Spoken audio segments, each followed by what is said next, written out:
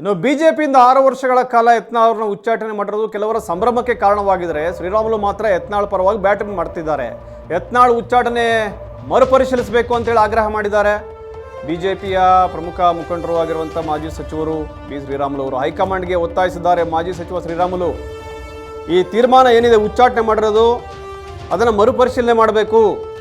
ಬಸನಗೌಡ ಪಾಟೀಲ್ ಯತ್ನಾಳ್ ಅವರ ಉಚ್ಚಾಟನೆ ಮಾಡಿರ್ತಕ್ಕಂಥ ಸರಿಯಲ್ಲ ಅನ್ನೋ ರೀತಿಯಲ್ಲಿ ಹೇಳಿಕೆಯನ್ನು ಕೊಟ್ಟಿದ್ದಾರೆ. ಲಿಂಗಾಯತ ಸಮುದಾಯ ದೊಡ್ಡ ಸಮುದಾಯ, ಆ ಸಮುದಾಯದ ದೊಡ್ಡ ನಾಯಕರು ಕೂಡ ಯತ್ನಾಳ್ ಅವರು. ಪಂಚಮಸಾಲಿ ಸಮುದಾಯ ಅವರ ಬೆನ್ನಿಗಿದೆ.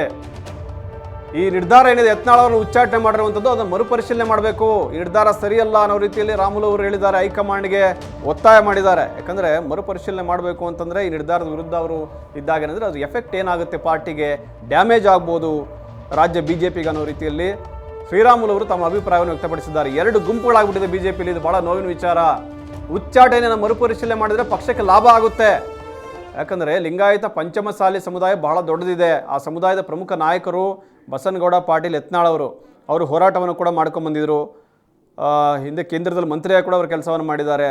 ರಾಜ್ಯದಲ್ಲಿ ಪಂಚಮಸಾಲಿ ಸಮುದಾಯ, ವೀರಶೈವ ಸಮುದಾಯದಲ್ಲಿ ಭಾಳ ದೊಡ್ಡ ನಾಯಕರಾಗಿ ಅವರು ಹೊರಹೊಮ್ಮಿದ್ದಾರೆ. ಅಂಥವ್ರನ್ನ ಉಚ್ಚಾಟನೆ ಮಾಡೋದು ಪಕ್ಷದಿಂದ ಸರಿಯಲ್ಲ, ಅದನ್ನು ಮರುಪರಿಶೀಲನೆ ಮಾಡಬೇಕು ಅಂತೇಳಿ ಶ್ರೀರಾಮುಲು ಅವರು ಆಗ್ರಹವನ್ನು ಮಾಡಿದ್ದಾರೆ. ಪಂಚಮಶಾಲಿಯ ಒಬ್ಬ ಪ್ರಬಲವಾದಂಥ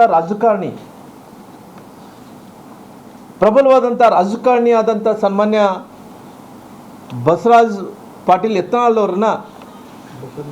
ಬಸನಗೌಡ ಪಾಟೀಲ್ ಯತ್ನಾಳ್ ಅವ್ರನ್ನ ಏನವ್ರನ್ನ ಪಕ್ಷದಿಂದ ಏನು ಉಚ್ಚಾಟನೆ ಮಾಡಿದಾರೋ, ಇವತ್ತು ನಾನು ಭಾಳಷ್ಟು ಸಾರಿ ಅವರಿಗೆ ಹೇಳಿದ್ದೀನಿ, ಯತ್ನಾಳ್ ಸಾಹೇಬ್ರವರೇ, ತಾವು ಭಾಳಷ್ಟು ನೇರ ನುಡಿ ವ್ಯಕ್ತಿ ಇದ್ದೀರಿ. ರಾಜಕಾರಣದಲ್ಲಿ ನೇರ ನುಡಿ ವ್ಯಕ್ತಿಗಳಿಗೆ ಸ್ವಲ್ಪ ಎಲ್ಲ ಒಂದು ಕಡೆ ಎಡವಬೇಕಾಗುತ್ತೆ. ನೀವು ಜೊತೆಲಿ ಪಕ್ಕಾ ಹಿಂದುತ್ವವಾದಿ ಇದ್ದೀರಿ. ಆ ಹಿಂದುತ್ವವಾದಿ ಇದ್ರಂಥ ಟೈಮಲ್ಲಿ ಕೂಡ ಎಲ್ಲೋ ಒಂದು ಕಡೆ ತೊಂದರೆ ಆಗ್ಬೋದು ಏನಂತೇಳಿ ಭಾಳಷ್ಟು ಸಾರಿ ನೇರ ನುಡಿಯಾಗಿ ಮಾತಾಡಬಾರ್ದು. ನೀವು ಇದ್ದಿದ್ದಂಗೆ ಮಾತಾಡ್ತೀನಿ. ನಿಮ್ಮ ಮನಸ್ಸಿನಲ್ಲಿ ಯಾವುದೇ ಕಲ್ಮಶ ಇಲ್ಲ. ರಾಜಕಾರಣ ಅಂದ ತಕ್ಷಣವೇ ಎಲ್ಲೋ ಒಂದು ಕಡೆ ಒಳಗಡೆ ಒಂದು ಹೊರಗಡೆ ಒಂದು ಹಿಡ್ಕೊಂಡು ರಾಜಕಾರಣ ಮಾಡಿದ್ರೆ ರಾಜಕಾರಣ ಅಂತಾರ.